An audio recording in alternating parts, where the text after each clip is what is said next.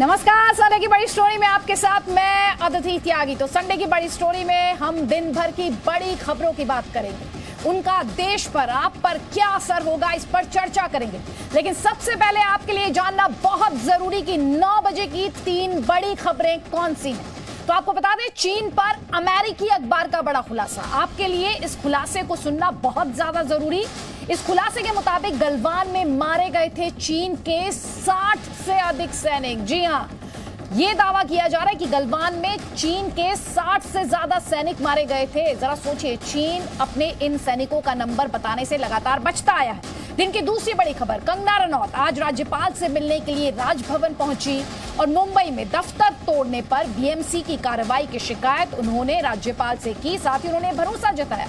उन्होंने कहा कि राज्यपाल की तरफ से भरोसा दिया गया है कि उनके साथ जो नाइंसाफी हुई है उसे ठीक किया जाएगा। हमारी तीसरी बड़ी खबर है, पालघर में संतों के लिए इंसाफ से जुड़ी हुई, जिसमें 149 दिन बीत चुके हैं। और आप जानते हैं, जी न्यूज लगातार ये मुहिम चला रहा है कि सुशांत सिंह राजपूत की ही तरह पालघर के साधुओं को भी सीबीआई के माध्यम से इंसाफ दिलाया जाए।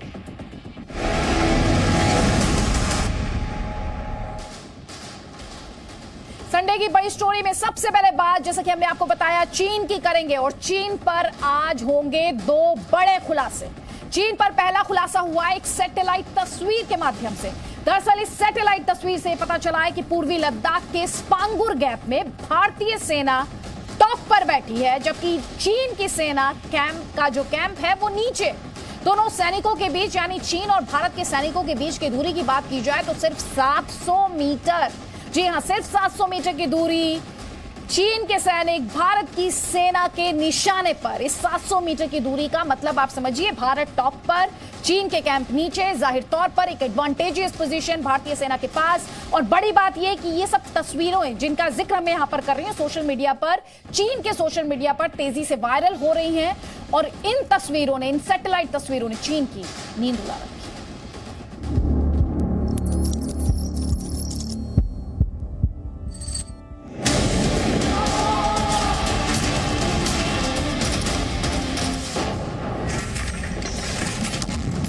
पूर्वी लद्दाख में भारत के बैक टू बैक पराक्रम से चीन घबराया हुआ है।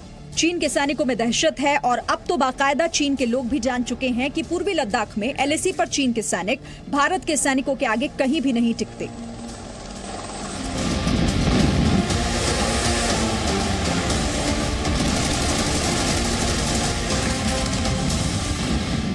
इस बात का खुलासा हाल ही के एक सैटेलाइट तस्वीर से हुआ। सबसे पहले आप ये तस्वीर देखिए।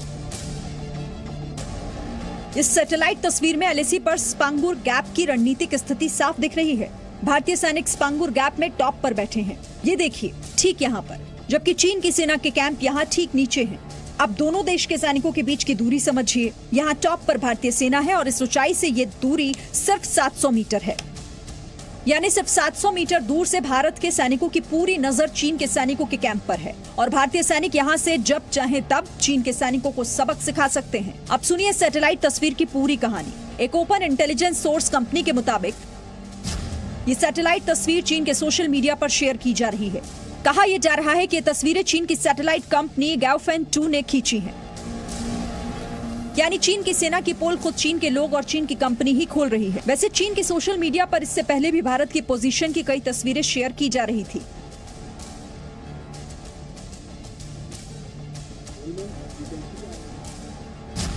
इनमें पैंगोंग के दक्षिणी किनारे की महत्वपूर्ण चोटियों पर पीएलए के कैंप पर नजर रखते भारतीय सेना के कैंप दिखाई गए थे। यानी भारत पैंगोंग के पूरे इलाके में हर जगह टॉप पर है और ये बात खुद चीन भी मानने लगा है। भारतीय वायुसेना की और भारतीय सैन्य ताकत बढ़ी है। भारतीय सेना ने पैंगोंग में महत्वपूर्ण चोटियों पर नियंत्रण स्थापित कर लिया है। खबर यह आई है कि फिंगर 4 पर भारतीय सेना मजबूत हो गई है। भारतीय सेना ने चीन के मुकाबले मजबूत स्थिति बना ली है। चीन की घबराहट इसीलिए बढ़ गई, चीन का डर इसीलिए बढ़ गया है। एलएसी पर बाजी पलट चुकी है और शायद इसीलिए मॉस्को में चीन के विदेश मंत्री ने भारत के विदेश मंत्री से गुहार लगाई है कि पूर्वी लद्दाख में पहले की स्थिति बहाल की जानी चाहिए। सिद्धांत सिब्बल के साथ ब्यूरो रिपोर्ट, जी मीडिया।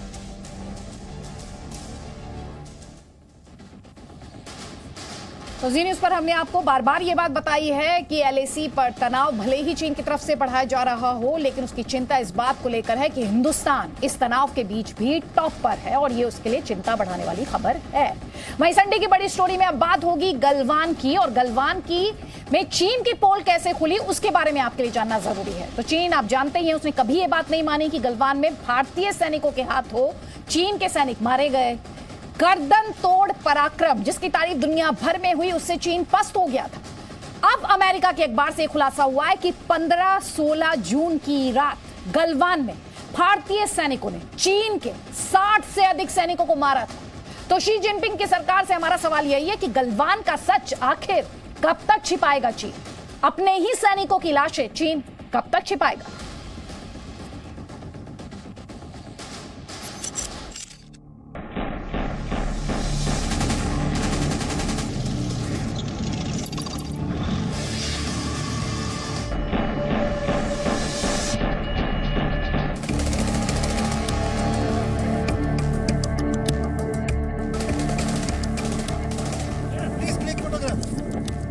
जी न्यूज ने गलवान में पराक्रम का सच लगातार पूरी दुनिया को बताया।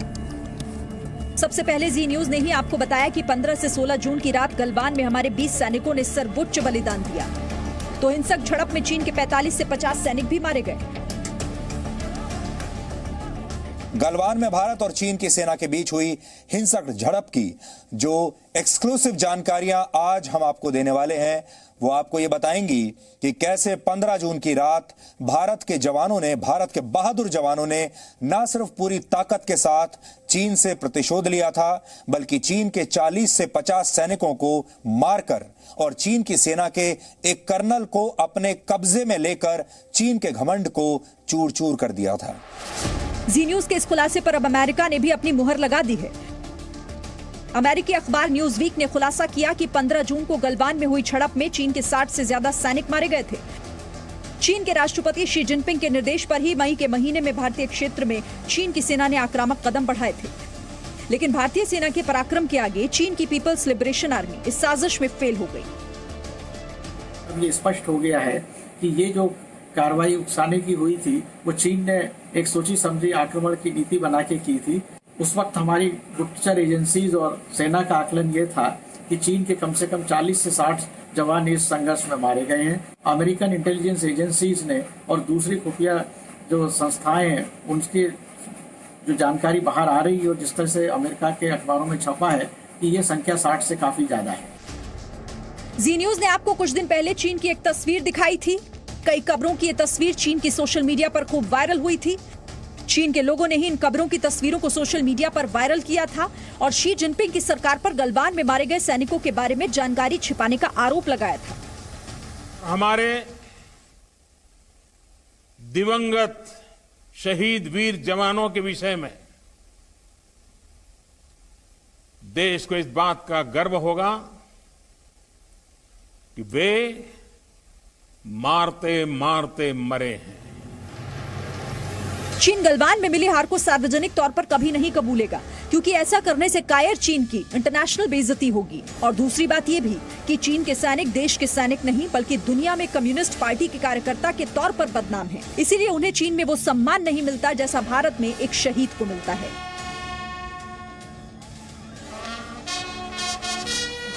चीन ने इसका ताजा उदाहरण लेह में जरूर देखा होगा, जब स्पेशल फ्रंटियर फोर्स के कंपनी लीडर नियमा तेंजिन को अंतिम विदाई देने के लिए भारी भीड़ हुई और देशभक्ति के नारों से पूरा लेह गूंज उठा।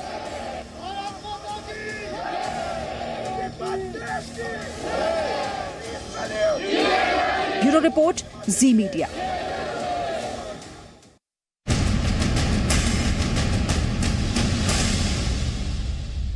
हमारी संडे की दूसरी बड़ी स्टोरी मणिकर्णिका के सम्मान की लड़ाई से जुड़ी हुई है। एक्टर कंगना रनौत ने आज महाराष्ट्र के राज्यपाल भगत सिंह कोश्यारी से राजभवन में मुलाकात की।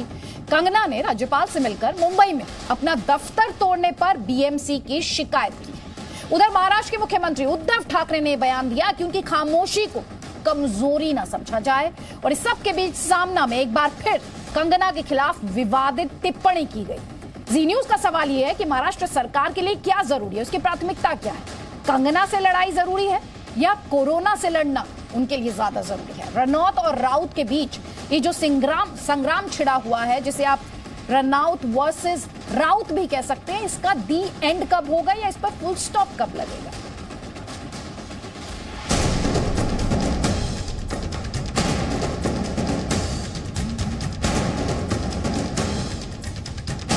महाराष्ट्र में कंगना रनौत की लड़ाई राजभवन के दरवाजे तक जा पहुंची। रविवार की शाम कंगना रनौत ने राजभवन जाकर महाराष्ट्र के राज्यपाल भगत सिंह कोश्यारी से मुलाकात की। कंगना के साथ उनकी बहन रंगोली भी थी।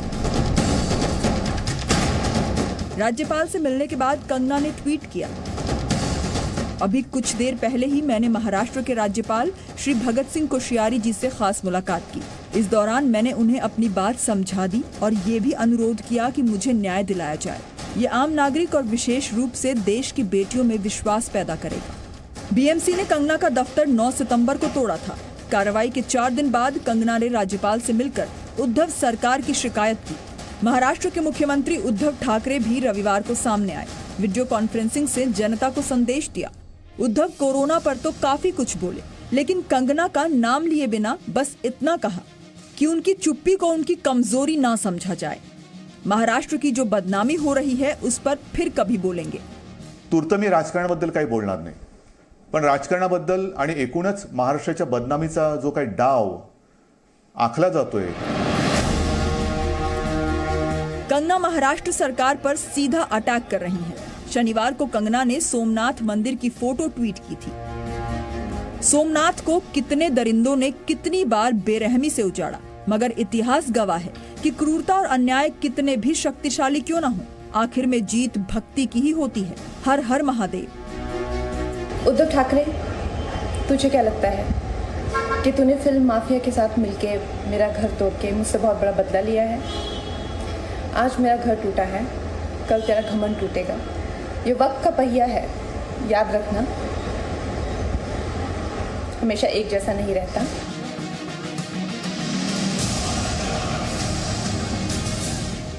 मजे की बात यह है कि कंगना के खिलाफ सीधा मोर्चा शिवसेना और बीएमसी ने संभाला हुआ है। शिवसेना सांसद संजय राउत लगातार कंगना पर विवादित टिप्पणी कर रहे हैं, तो बीएमसी कंगना के खिलाफ एक्शन के हर मौके तलाश रही है। लेकिन ये महिला कुछ भी अनाप शनाप बोल रही है किसी के बारे में, ये चलता है क्या? कोई ना कोई राजनीतिक दल या कोई पावर सेंटर उसको सपोर्ट करता है मुंबई के खिलाफ बोलने के लिए, इसलिए तो बोल रही है।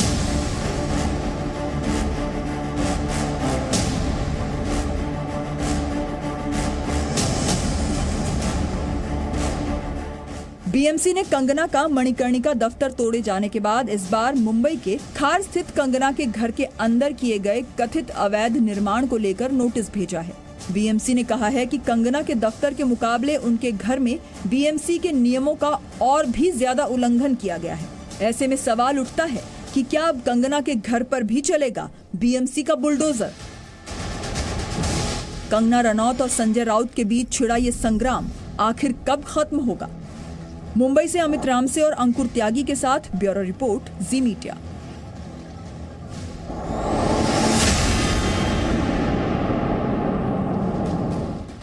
हमारी संडे की तीसरी बड़ी स्टोरी बॉलीवुड के ड्रग्स सीक्रेट का खुलासा करने वाली है। इस ड्रग्स सीक्रेट में अब हिंदी फिल्म जगत के कई नामी चेहरे एक एक करके सामने आ रहे हैं।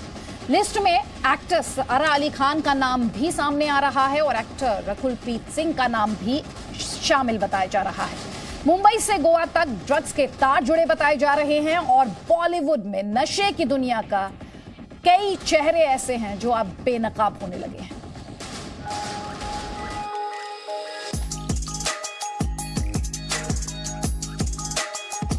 रकुल प्रीत, बॉलीवुड का जाना पहचाना नाम, तेलंगाना राज्य की नो टू ड्रग कैंपेन की ब्रांड एम्बेसडर, जिन्होंने 2017 के एक इंटरव्यू में कहा था कि ड्रग्स को सिस्टम से ही निकाल देना चाहिए। लेकिन आज यही रकुल प्रीत एनसीबी के रडार पर है। वजह है रिया चक्रवर्ती का वो खुलासा जिसके बाद रकुल प्रीत का ड्रग्स वाला सच पर्दे की दुनिया में बेनकाब हो गया। रिया चक्रवर्ती ने एनसीबी की पूछताछ में ड्रग्स केस से जुड़े जिन 25 फिल्मी सितारों का नाम लिया था उनमें रकुल प्रीत का नाम भी शामिल है और एनसीबी रकुल प्रीत से बहुत जल्द पूछताछ कर सकती है। सुशांत केस में बॉलीवुड के ड्रग्स सीक्रेट की परतें सिर्फ रकुल प्रीत तक नहीं खुल रही, बल्कि इन 25 सितारों में से एक नाम सारा अली खान का भी है। सारा अली खान फिल्म केदारनाथ में सुशांत की हीरोइन रह चुकी हैं और रकुल प्रीत के साथ साथ सारा अली खान पर भी रिया की ड्रगी दोस्त होने का आरोप लगा है। ऐसे में देश ये सवाल पूछता है कि सारा अली खान और रकुल प्रीत के नशे वाले सच पर बॉलीवुड चुप क्यों? सुशांत को ड्रगी बताकर बॉलीवुड का ड्रग्स गैंग किन बड़े चेहरों को बचाने की कोशिश कर रहा है?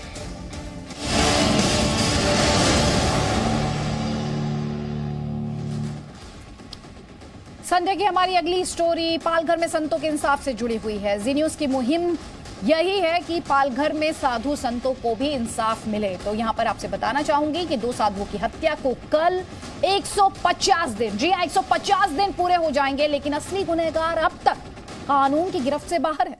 पालघर की घटना देश के लिए आज भी एक पहेली है। इसीलिए राष्ट्रहित में हमारा सवाल यह है कि सुशांत सिंह राजपूत को सीबीआई जांच से इंसाफ मिलता दिखाई दे रहा है, तो पालघर के संतों को सीबीआई जांच से इंसाफ कब मिलेगा?